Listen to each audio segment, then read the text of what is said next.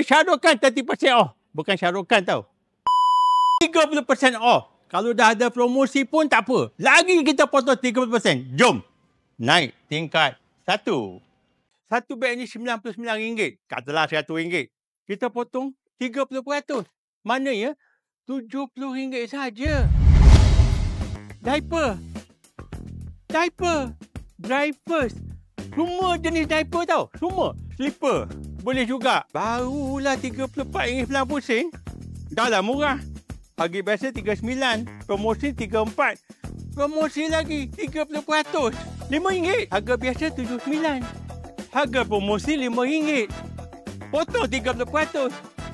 RM3.50. Promosi RM8.99. Potong lagi 30%. 9 kali 3, RM2.7. RM2.7 potong ni. Teng. Semua barang elektrik ni. Pack 15 mak. Ya betul lah. RM35 lah gua. Mana satunya RM17 aja. Aduh. Ni yang saya pakai ni selalu. Bila naik kapal terbang, harga RM49.90. Jadi RM50 lah. Potonglah RM15. Aduh, RM35. Berapa baju batik ni? RM39. Potong RM12. Teng tak. RM27. Murah betul. Shahrukh Khan pun ada kat sini lah. Shahrukh Khan 30% off. Bukan Shahrukh Khan tau. Singlet. 30%. Semua barang 30%. Pening kepala.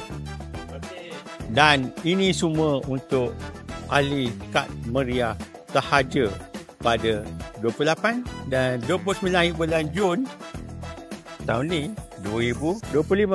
Datang ramai-ramai. Cepat-cepat.